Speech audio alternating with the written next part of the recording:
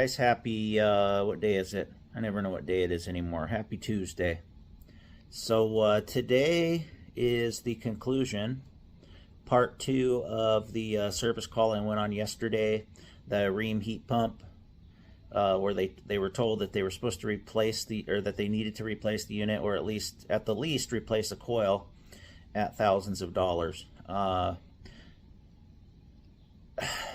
I'm telling you, this is happening way too often. I've said it till I'm blue in the face, but just a bunch of BS, and it's all here. It's all here on video. The videotape doesn't lie, so let's get on with it. Oh, and one quick other thing I wanted to mention is that you should never, ever, ever let greed guide your decisions that you make ever in life, okay? Let conscience guide you, because if you have a conscience, you're going to make the right decision, not only for yourself, but for other people. So this greed has taken over with, especially in the HVAC industry, man. It is horrible. So have a conscience, don't be greedy, and you're going to go far in the trades, because eventually you're going to get found out. So just quit. Just be a good human being, okay? All right, let's get on with it. All right, guys, we are back here at yesterday's project, and I ordered up the circuit board for this ream heat pump, and it's 5 to 7 days out. They have to bring it from their factory back east somewhere. Normal stuff for these older reams. I was hoping it was a stock item, but it's not. So what I'm going to do is I'm going to go ahead and bypass the circuit board, bypass the common, and wait on the board. In the meantime, I can get the thing running, and I'll check the charge and see if their claims of a leak hold any water. So that's what we're here to do. I'll show you the step-by-step on what I do, and hopefully we can save this gentleman some money. Let's go for it. Alright guys, so the first thing I'm going to do is make sure that it's not calling for cooling. So I got it in cool, but I have the temp set way above the inside temp. I got my, here, let's round that out. I got my little jumper here. I'm going to go put that on.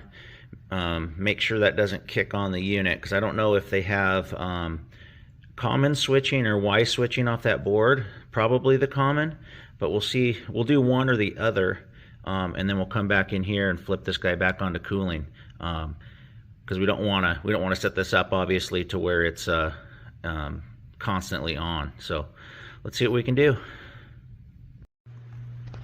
All right guys, so I got my jumper on here between my board and my contactor.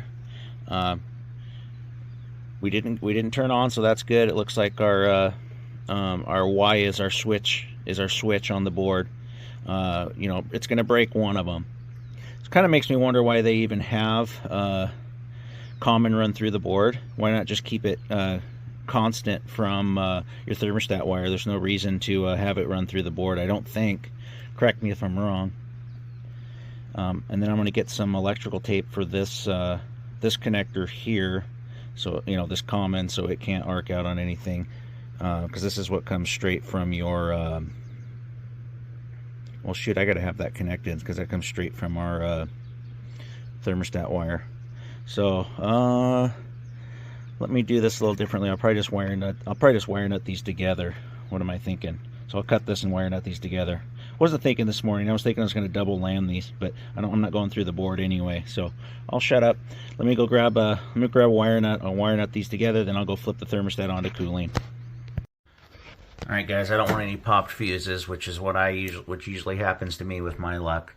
So I went ahead and flipped the furnace off. They have it labeled hot tub, but this is furnace.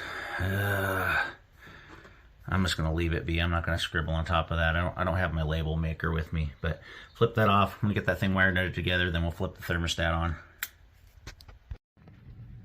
All right, guys, power is back on.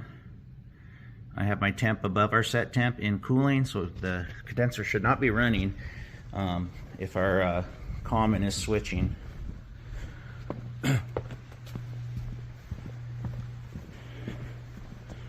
And she is not on. That's what we want.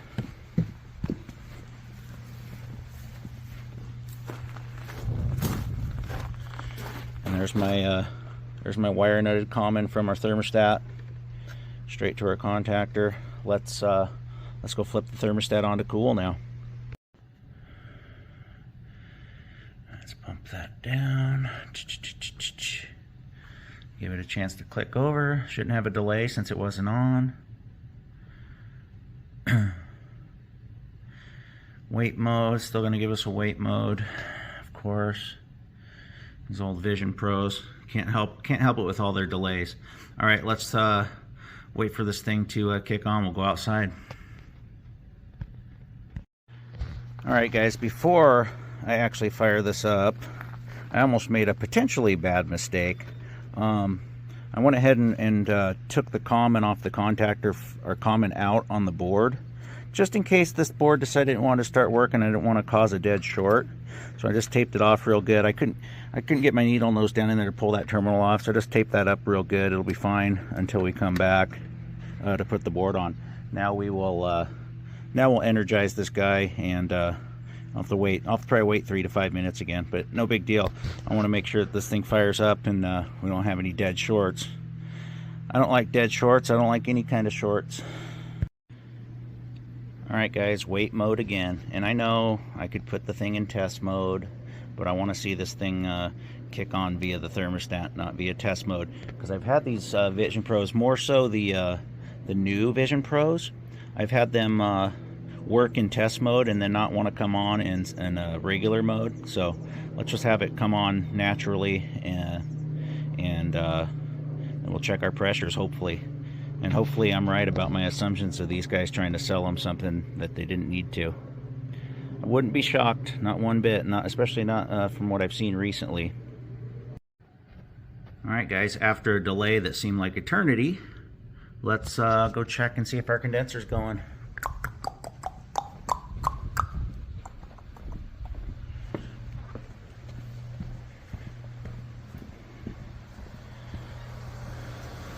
Our condenser is running.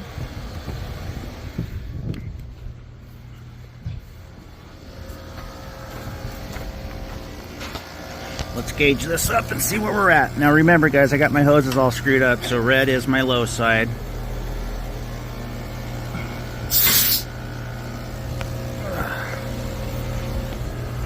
Here, look, I'll let you know when I got this set back and hooked up. It's too hard to do with one hand. Okay guys, we definitely do not have a leak here. Now, obviously these numbers are all out of whack right now, but we're also, oh shoot, hold on. I'm in R410 still.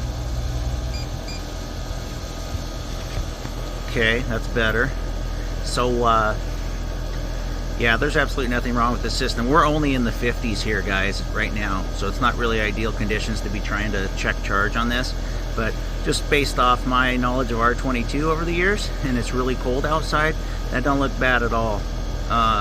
There's absolutely no leak, nothing wrong with this system from what I can see. Let's wait 20 to 30 minutes and let it stabilize. This is BS, man. Huge BS. Alright guys, it's been running about 10 minutes now. This gentleman was flat out, I'm gonna say it bluntly, flat out fucking lied to. There's no leak in this system. We just don't have any load right now. You know, look at our VSAT's only 27.5, but there's no load in the house. It's cool, fairly cool in there, and we're only at 58 degree outdoor temp. So yeah, this guy was lied to. There's nothing wrong with this system. I mean, the only way I could really verify we got the correct charge in here right now would be for me to you know, weigh it out and then weigh it back in with the line set, and then get me real close. But there's no leak in this system. I mean, we're at 13 superheat, 2 degrees of subcooling at this low temps. It just doesn't have any load right now. So, and I don't even see any reason not to just leave this common the way it is. Maybe saving the money on the circuit board. You know, the only dirt on the coil is really right there. I can just hose that off real quick. Everything else looked pretty good from what I could see. So, got a clean filter in there. Yeah, he was flat out lied to, big time. Let's go see what our register temp is. All right, guys, we're about 72 at the thermostat. I'm not grabbing my ladder and seeing what it is exactly at the return air outlet, but we're probably pretty close to 72. We got a a fan that's probably drawing all the hot air up. We're probably pretty close to 70, 72 at that grill. And if you look over here, now remember we're very dry right now. Our humidity is very low, so it's going to be a good split. 47 degree air out of the register. We're fine. This guy was flat out lied to, man. Flat out lied to. Let's go see what our pressure stabilized with, and it's warming up outside a little bit too. So you know, I'm not going to leave till I know he's good. And honestly, I don't see any reason to just leave that comm and bypass off the board. It's not hurting anything.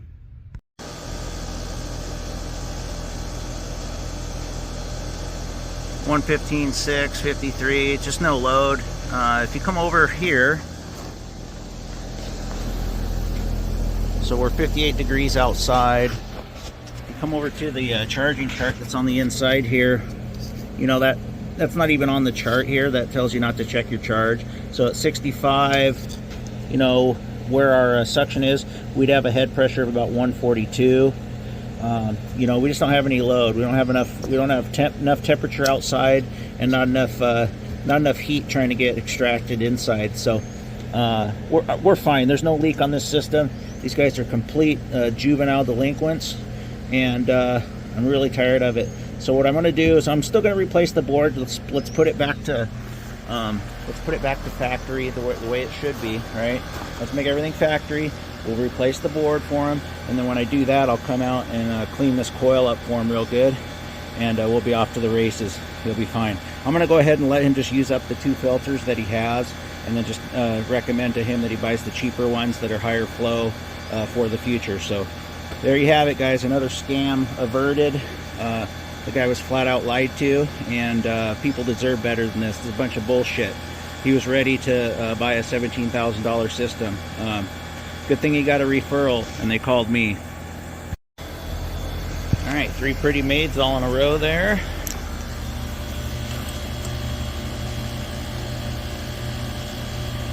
Phone call's coming too, guys. I'm going to call him. Once I get back to the shop, I'm going to give the customer a call. I'm just going to tease him with a text message. I'm going to say, I got good news for you. I'll call you in a little bit. Happening way too often, man. Yep, I'm leaving money on the table. I'm a real scumbag, right?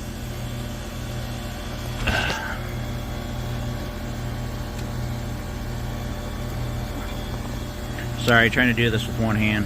It's a pain in the ass. Anyway, you get the gist. I'm putting the caps back on like they should have been. I'll get my door put back on, and then, like I said, phone call's coming.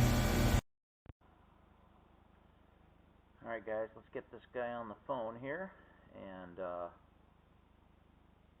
let him know what's happening here.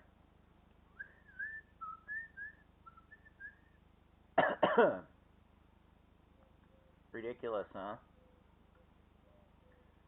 Let's see, right there.